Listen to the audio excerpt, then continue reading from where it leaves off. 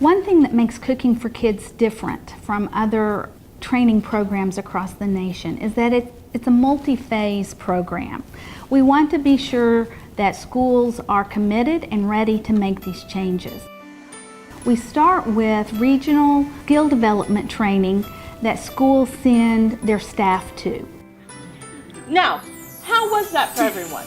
Was it very intense? Right where we said it was going to be, right? Once they've shown this level of commitment and readiness, then those school districts are able to apply and request a chef go to their school and work with them one-on-one over the period of a school year. This is my second visit, and I brought some gifts and equipment that they requested, and I also am doing their action plan, sort of planning out what my next 10 visits are going to be. So to sort of give them a benchmark, things that I sort of expect from them, and then what they're expecting from me. We're looking at equipment. We're looking at grants to get the equipment that schools need. We're looking at establishing a skill set for your employees so not only they feel valued, but you're also reaping the benefits of professionally trained people. The cafeteria staff have the skills that are needed. The chef can come in then and look at the unique situation of the school district. One of the nice things about having a chef in our kitchen is, for one thing, they have so much more knowledge than I do about food prep and just day-to-day operations in the kitchen. This morning in the elementary, we taught them sort of taste versus flavor, how vegetable cuts can actually enhance the flavor or make the flavor better. And we're going to be teaching them different ways to how to sample, how to get customer feedback, student feedback, teacher feedback, and as well as just the whole community itself.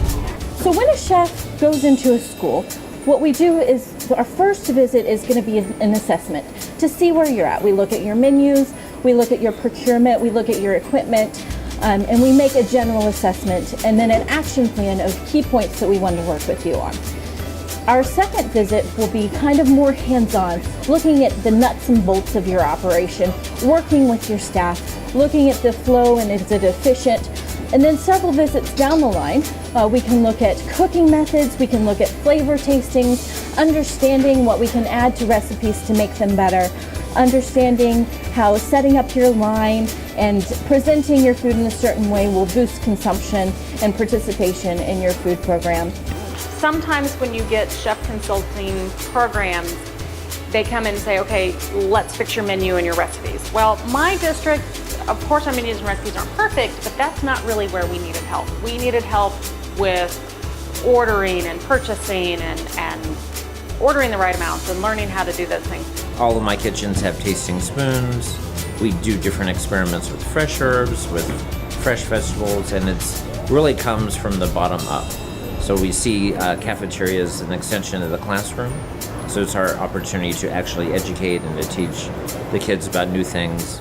We know that when children are well fed and when they go into the classroom and they're not hungry, that they learn better and that they do better in school. And for this reason, the school nutrition program is part of the school mission to educate children so that they become productive adults. The service is free. You're having excited industry chefs who have a vast amount of experience in several different cooking aspects. You have quick service, you have fine dining, you have corporate dining, you have private dining, and that's all focused on how to make your child nutrition program successful. And it's free.